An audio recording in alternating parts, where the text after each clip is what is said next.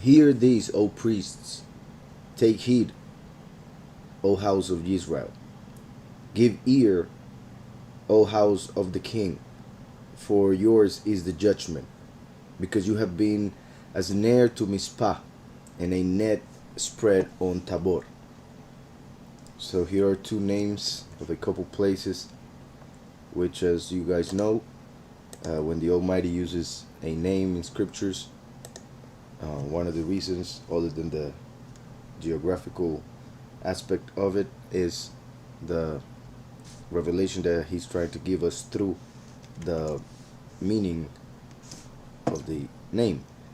So in this case, Mizpah and Tabor, according to the concordance, Mizpah means watchtower or high place, and Tabor means mound.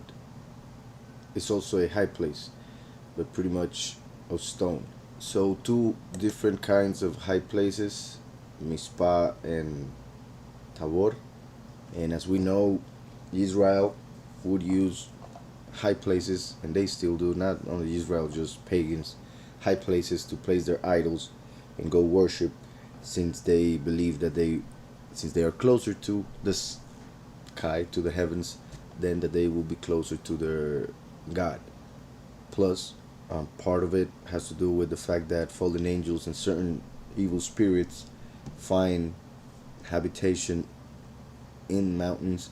So when people go and worship in a mountain, sometimes they receive certain, well, have an experience, spiritual nature, and tend to think that that is because they were able to connect with their God while being in that high place, not understanding that there is an entity in that place, and that's why they felt something or saw something or whatever. So here we have two high places, Mizpah and Tabor, which could be connected, as always, to the two parts in which the people of Yahweh are separated, the Israelim and the Yahudim, which represent the many and the few, respectively. So I'm going to continue. And he said, hear these, O priests. And as I always do, I normally read the last verse of the previous chapter that we read. So just to do that, in the verses 17, 18, and 19 of the previous chapter said, Ephraim is joined to idols. Let him alone. Their drink is rebellion. They commit harlotry continually. Her rulers dearly love dishonor. The wind has wrapped her up in its wings, and they shall be ashamed because of their sacrifices. So then he comes to this and he says, hear these, O priests, take heed, O house of Israel, give ear, O house of the king. For yours is the judgment, because you have been as an heir to Mizpah, and a net spread on Tabor. So the idols, the false Elohim to whom they prayed, became a snare, a trap, as it has nowadays with the apostasy, the false doctrine which Christians believe, Christians, Catholic, whatever.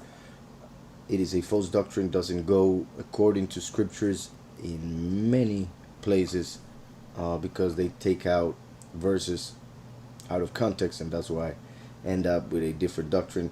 So it becomes a snare for those who believe in it. So interestingly enough, also the fact that it mentions Mizpah and Tabor, like I said, like the many and the few, Christianity is also separated mainly in two factions, which would be Catholics and Christians. And we know that within Christianity there are a lot of doctrines, and even within Catholicism also, like the Orthodox and different types of Catholics. So just saying how both doctrines have become a trap, a snare, because you have been a snare to Mizpah, which could be also read as you have been a snare to the watchtower, and a net spread on Tabor, which is a lofty place made of stone, pretty much a mound of stone. Because you have been a snare to Mizpah and a net spread on Tabor.